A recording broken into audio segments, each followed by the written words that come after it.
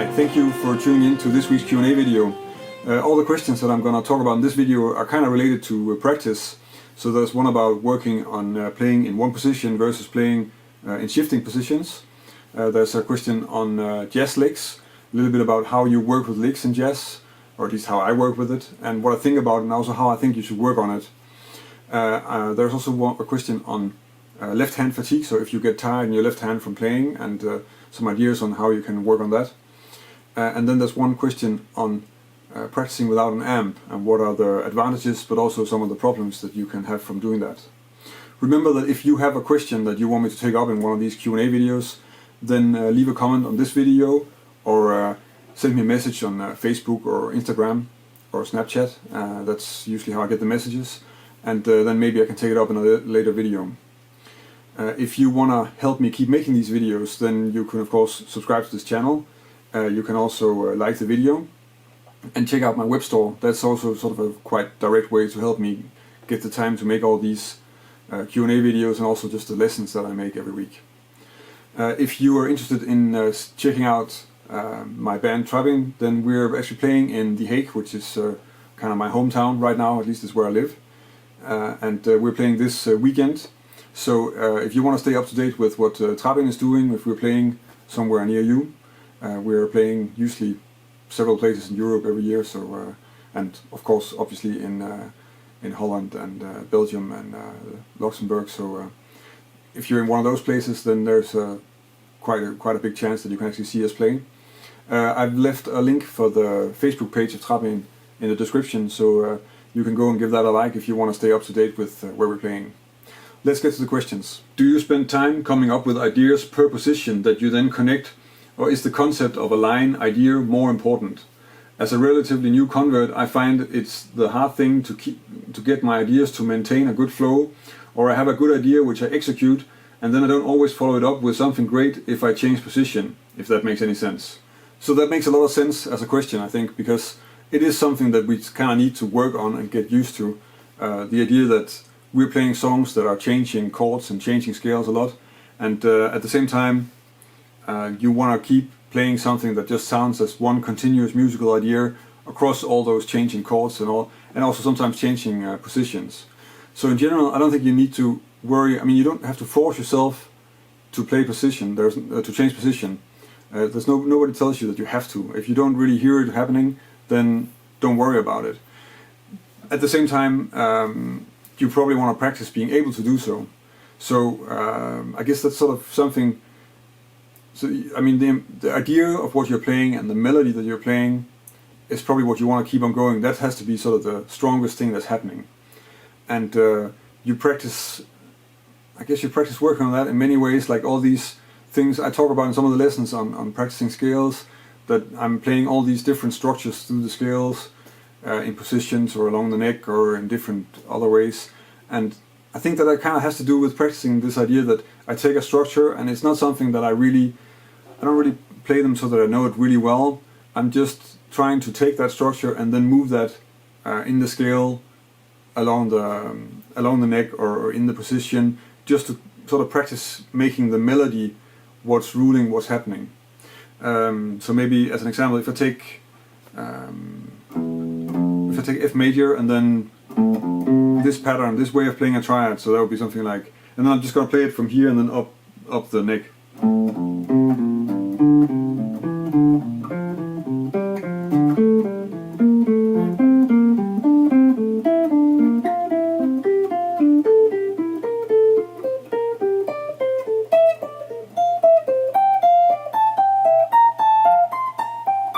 So exercises like that, and of course you can go back down and all that, you get the principle,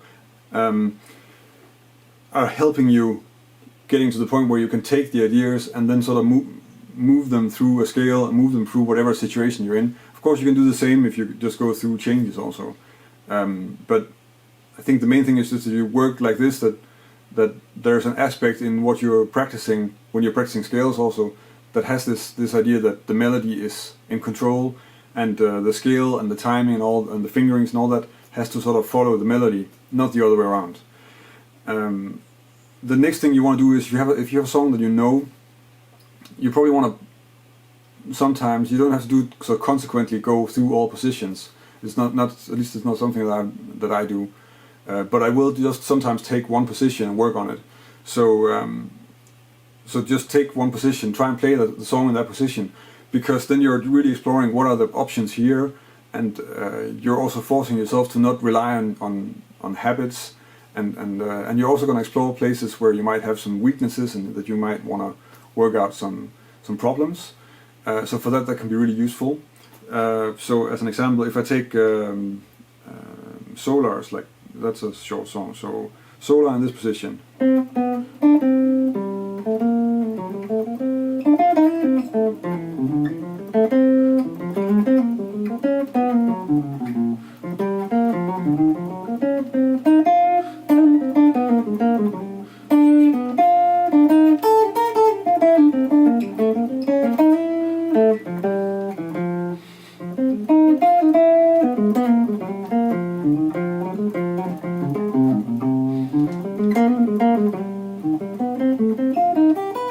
So that's kind of staying in this position. Of course, I play 3-note per string pattern, so if I'm using this one, I'm sort of going to be moving a little bit always, but you're kind of staying in this sort of area of the neck, and then just finding, okay, I can play that really well, but maybe I can't play C7 altered or whatever, depending on if you know the song, of course.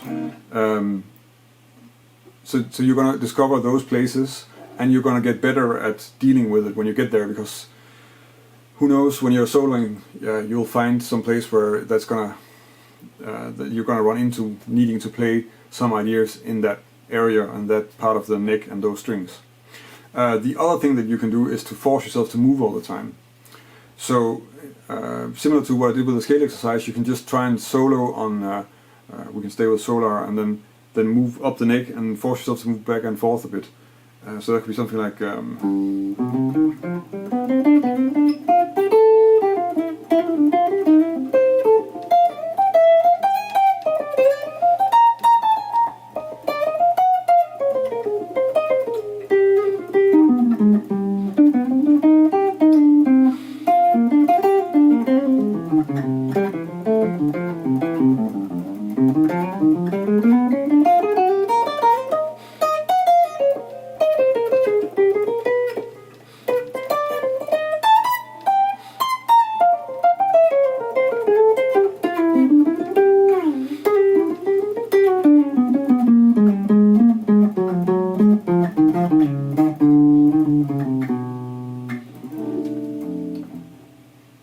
So something like that, loosely, obviously. But this idea that you're just trying to keep on moving and forcing when you're practicing, I don't think you really want to do that necessarily when you're playing, unless it really feels easy. I think if you do it like this when you're practicing, you will start hearing these kind of ideas happening, and then it's going to get easier for you to move stuff in a certain way while you're soloing, and that can be really helpful for the way you're playing. So I think those are sort of the main ways I would work on it. And of course you can do the same if you take a song like Solar, and then maybe you can even do like a motif and see if you can keep on moving it up and stuff like that. But probably you want to do that the way you work on motifs, so that would be something worth working that through in rubato first maybe, and then take that up in tempo and stuff. I think already just by forcing yourself to improvise and keep on moving, you will get used to. You also run into all the problems. So you will, if you keep on doing this for like 10 minutes, then you will at least have discovered 3 or 4 places where there's something that you don't really like. Oh, this position doesn't feel nice to play in. At least that's what it is for me. These are really exercises that I still do with the pieces that I play, because you can always just sort of use them to check, and also just get better at this and make better melodies when you're moving back and forth. So it's something that I also return to quite often, and I think it's also really just a very good exercise to really force yourself to try and make music while you're moving around on the neck like this. And then hopefully it's more free when you're just playing and trying to interact with all the other guys in the band and stuff like that. I think the only genre where you almost only talk about scales when improvising is jazz. In rock, blues, country, etc., you hear guitarists talk a lot more about licks and riffs, and the need to have a bag of licks when improvising. And I can't help thinking that these cliches, standard riffs or licks, must exist in jazz as well. don't you have a bag of licks to use over different chord progressions when you play? So as I already mentioned in the comments when I responded to this question on the video, I don't think that jazz musicians really talk about scales that much. At least not the people that I know. I think we're talking about other things. I think we're talking more about the music as a whole. It's a little bit higher level because that's what everybody's doing when they're talking together. It's really about the music and not about sort of the technicalities of the music or the sort of really detailed aspects, I think anyway. And also that's not what I see, and I play with a lot of people every year. So in that way I don't think we really talk about scales so much. We're talking about maybe harmony, but so like a chord, but much further than that it's not gonna go, I think. And so with licks, I think obviously in rock and blues and country there are licks. I think the biggest difference is that the licks that we tend to study when we're studying jazz are not as long. So we need to sort of fit things together, and we're relying a lot more on improvisation than you are in especially rock and country music, where the solos are very often composed and they're pretty much the same solo every time. And that means that if you have the same solo every time, you can have a lick and you can also just put in this chunk for 3 or 4 bars. But when you're playing jazz, you want to keep it up to what's happening around you, and you don't know what's going to happen in 3 or 4 bars, so you can't really have a lick that's that long, because you need to sort of get out of it in a way that sort of fits with what the music is at that point in time. So I think that the units that we talk about are really small. We don't have licks over progressions. We might have just different vocabulary of small ideas that could be triads, arpeggios, or just small melodic fragments that we use on a chord. And then we practice sort of stringing all those different ideas together to get to make up the solo that we're playing. I think that's what you see the most. Also, if you see transcriptions, they will very often, especially if they're very like Bob-like transcriptions, they will very often have that that sort of construction to them, that there are sort of these different patterns that are strung together in a way that hopefully makes a good melody as a whole. At the same time, it does make sense to actually work on licks. So if you have a progression like a 2-5-1 progression, then it's okay to really work on different licks there.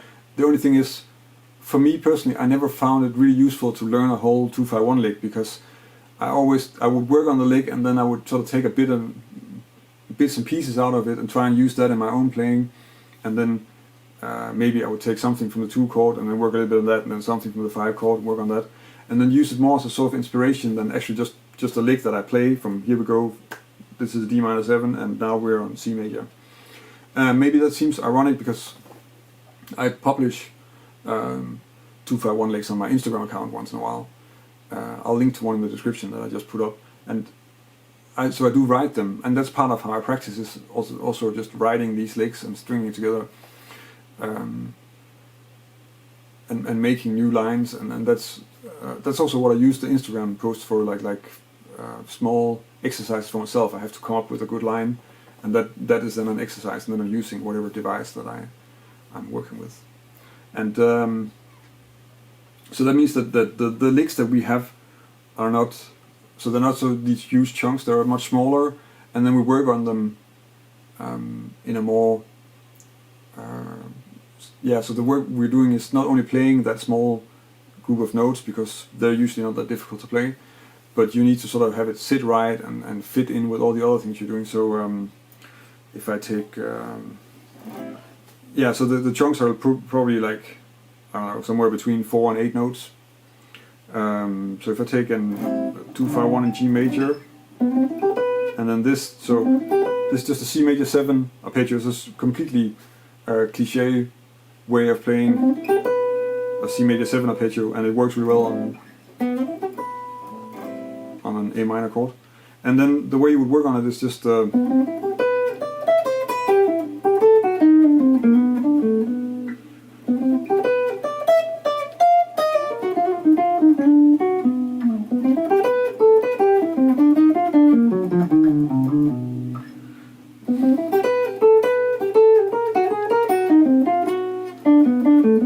I'll take that out, and then I'll just try and play the same cadence, and then sort of just connect it to something new every time.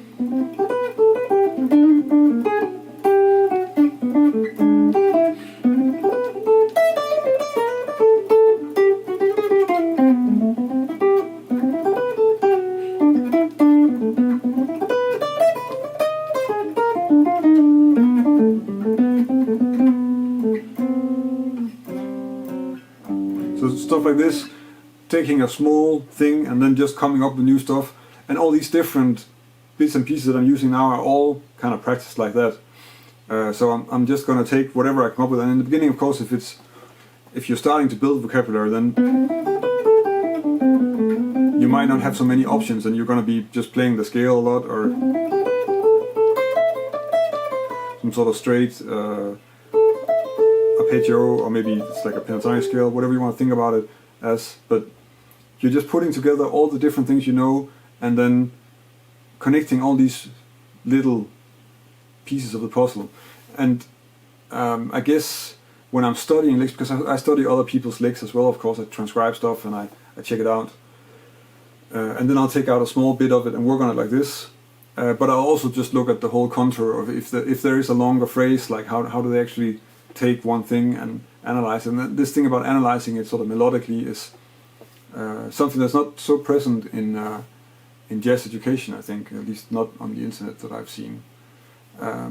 But it's very important, because that's kind of how you start developing the ability to actually put all these things together, so that it makes something really interesting and not just a bunch of sort of Lego blocks of music next to each other. Because of course, if you play it like that, it's not going to be very nice to listen to. So I hope that's sort of an idea about how the licks work in jazz, at least for me, and also how I teach it, but also really how I hear it around me. I mean, you do have people who will have certain things that they do for longer periods of time, and they'll have certain licks that they sort of that they'll stick to and use often. But I think more general than not, there are not that many of them. They'll be more based on stuff that they hear and stuff that they come up with and have in their fingers, and then that they'll put it together in new ways all the time. That's the goal, at least. Much more so than I think it is in rock and pop and blues and country and music like that. If you're open to questions, here's one. My left hand gets fatigued, especially from chord solos. Single notes are fine. After about 30 minutes playing my L5 with 12s on it, thinner strings would probably make it easier, but I'm reluctant to go to 11s on that kind of guitar. How do you build up left hand endurance? Pat Martino plays on 16s, maybe even 18s, without any trouble, and he's not exactly a bodybuilder. What would you recommend? There can be quite a few factors in why your left hand gets tired. I think some of the obvious one you need to check is, of course, how your guitar is set up. So the height of the strings shouldn't be too much, and make sure that I actually say play with an amp. Also for this, that's something I'm going to cover in another question in a bit. And of course, well, if you're playing chord solos, you need to make sure that you're not tensing up in other places, because you might actually get tired in your left hand because you're tensing up in your shoulders, or that you're working too hard with your arm, because it should be something that you should be able to do with just the force in your fingers. And so that's probably the first things you want to check, because it's the kind of things I can't know from the comment. And yeah, besides that, I find that I get less tired if I use strings with lower tension. So you say you're using 12s, but you don't want to go to 11s. There's nothing wrong with going to 11s necessarily. If you're not if you haven't tried tomastic strings, then maybe try and check those out. Usually they're a little bit more expensive, but at the same time they are lower tension than everything else, and that makes them just easy to play. So if you buy 12s from tomastic, then they will maybe feel more like 11s, and maybe you can sort of keep playing longer. Another thing that you also should check out is, and that can be difficult, I guess, it's kind of ironic, because right now when I'm making this video, everybody in my house has the flu, or has had the flu. So this is the first time, even though it's getting dark already, that I actually got to play guitar. So now I can feel that I'm not warmed up. But at the same time, so what you need to work on is also if you're playing too hard, if you're trying too hard when you're playing. So if you're pushing down the strings too hard, and actually you should be able to, like if you play a scale, you should be able to do that without using your thumb at all on your left hand. So you should be able to do like this without using the thumb at all, because the way you put down your fingers, and this shouldn't be really like, you don't need to press really hard. So that's sort of one thing to just check, can you do that? And that also has to do with like where you place your fingers on the frets and stuff, that becomes really sort of really precise. Don't play too hard in your right hand. That's also going to make it more difficult probably. And then of course you can also just spend some time trying, and this makes most sense when playing scales, even though you're talking about chords, I know, but still. To just see like how little do you actually need. So again, don't use your thumb, but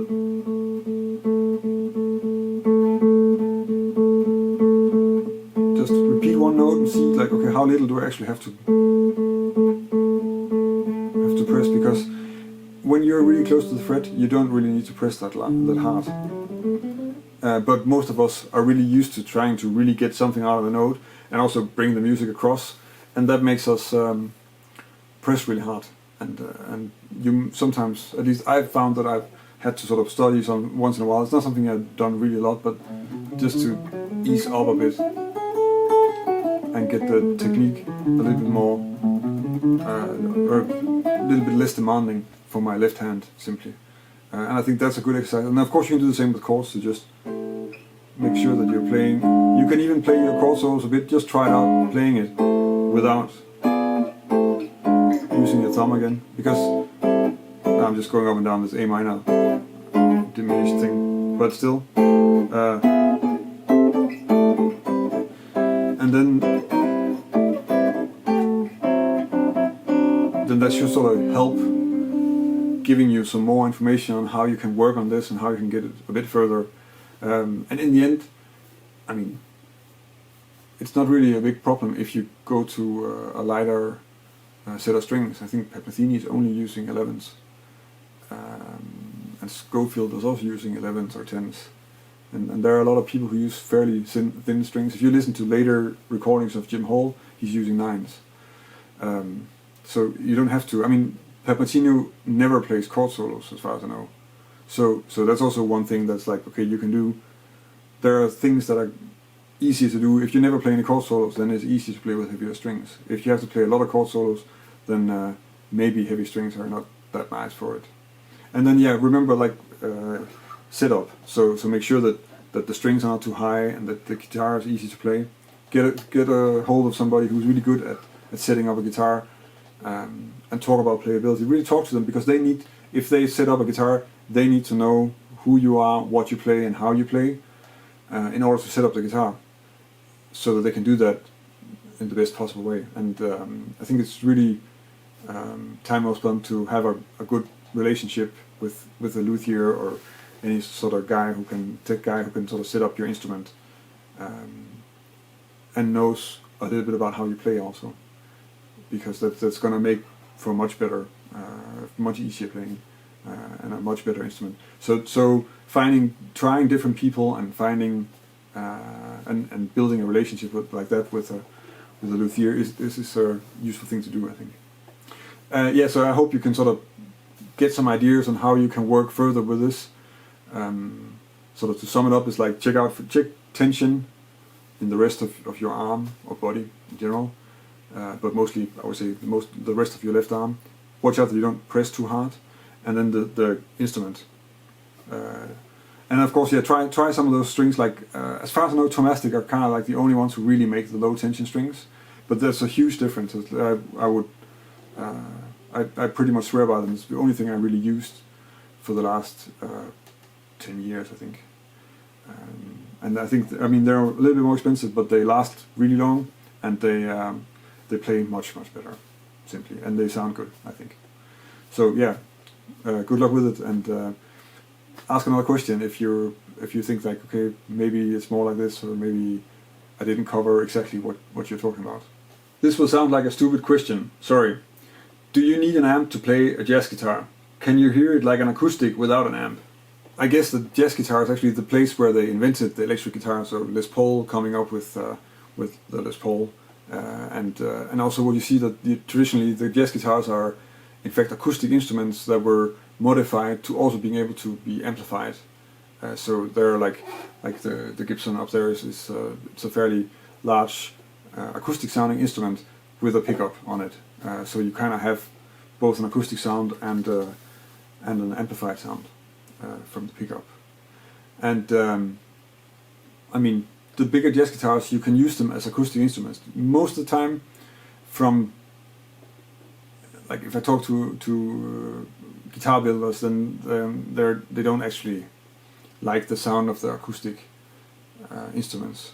And I have to agree also, I don't think that most archtops really sound great as acoustic instruments. But on the other hand, it is a certain sound, and if you like it, then you can use that if you want to. I'm not sure if there are really that many archtops where they sort of combine the acoustic sound with the pickup sound, because they didn't do that earlier, so I don't know if they started doing that later. If you know of a system like that, you can of course leave a comment on the video. I would be kind of curious to hear that actually, because it is something you can use. I haven't seen it in that respect, but for instance somebody like Tim Miller uses a blend of some sort of acoustic simulation and normal and a normal humbucker for his sound, so it's possible for sure. Yeah, so you don't need it for that, and if you're just starting out, then I guess you could get away with just not having one. That said, it is a part of the instrument. It is an electric guitar, and an amplifier doesn't only make the tone louder, it colors the sound in a certain way, and especially it compresses also. And the compression is something that makes it easier for you to play, because a lot of the time when you're playing jazz guitar, you're not picking all the notes, so you might have a hammer-on or a pull-off somewhere, and through an amplifier, if it's any good anyway, it will compress so that these two are pretty much equally loud. I'm not sure if you can hear this, but acoustically, I hope it comes across okay on the camera, there's a bigger difference. So that means that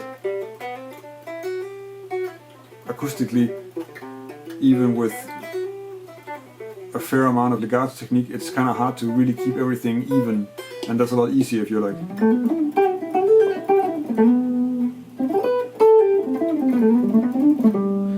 So you have to keep that in mind, that it's important that to also use the amp for that. That's kind of what it does, and that's why people are going back to tube amps all the time, because they compress the nicest, especially if they're played kind of loud. So that is something to keep in mind. At the same time, I mean, there's no reason if you're starting out that you need to get an expensive amp. You can also just get an amp. Like, I've had students who didn't actually have an amp, or ended up buying like these small sort of almost pocket-sized amps that will just do a little bit of compression and did anyway they're playing at home, and then that's fine. That you don't have to have an amp for that, I think. A thing where I noticed that it makes a big difference is again this technique thing. So when I was studying, it was kind of hard to come by a room in the conservatory with an amp. So actually it was just hard to come by a room. So very often I was playing in the hallways when I was practicing, and I was always practicing acoustically. And there are certain side effects to that, because if you have to play acoustically all the time on an instrument that's not really made for it, I mean, I was playing on the Gibson obviously, but still, you end up playing really loud, and your attack is going to be... So at some point I actually had to sort of practice playing softer, because I was kind of killing the tone, actually killing the notes, because I was sort of hammering really hard on the strings, and I was completely not doing any legato, because when I was practicing I couldn't really, that would often sort of get lost. So for that reason I think that could have been for me a benefit to work and play with an amp. I'm much more careful about working and practicing the amps as much as I can right now for that reason. At the same time, you will get there, so that's a disadvantage to playing without an amp, but at the same time it's also so that you develop certain things better if you play acoustically, because you really have to have a much more clear tone to hear the note like this than like this.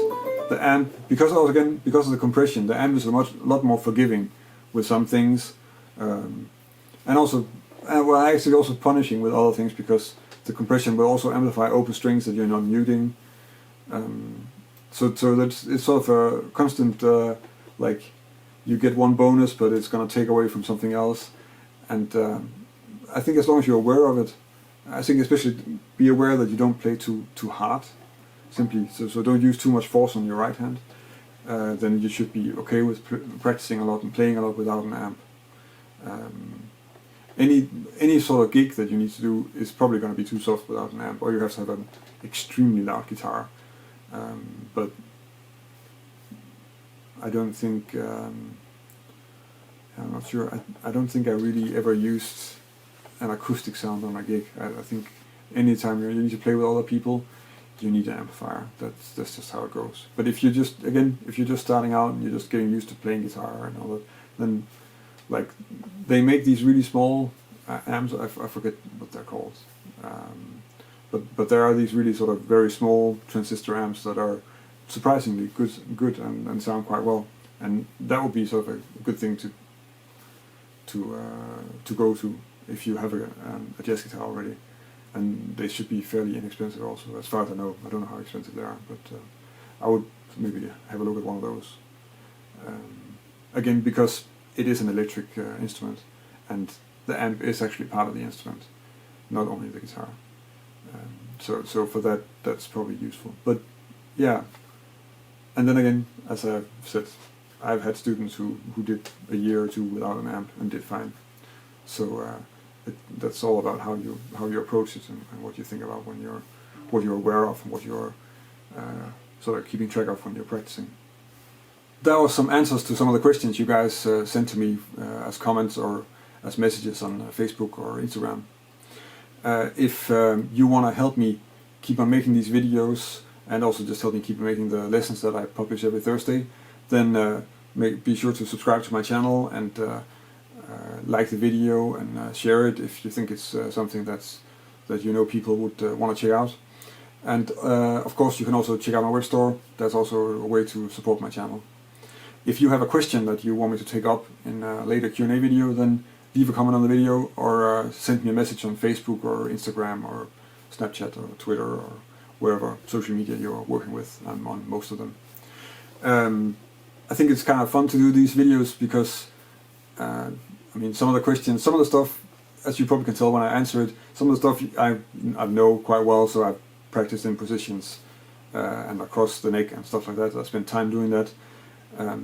But on the other hand, it's also nice to just get this angle from somebody else in these questions where I need to think about it in a new way, and I might not have had to explain it to a student or something. So that's kind of interesting for me to see what you guys are thinking about and want to know about. And it's also been in the last few Q&As some of the comments that other people chip in with their experiences and some of the stuff that I'm talking about.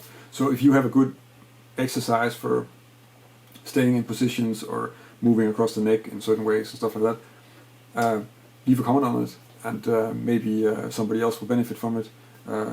Quite possibly I read all the comments, so maybe actually I'll learn something from it. That's always useful to get some new info. And for the rest, there's a new lesson on Thursday, and thank you for watching.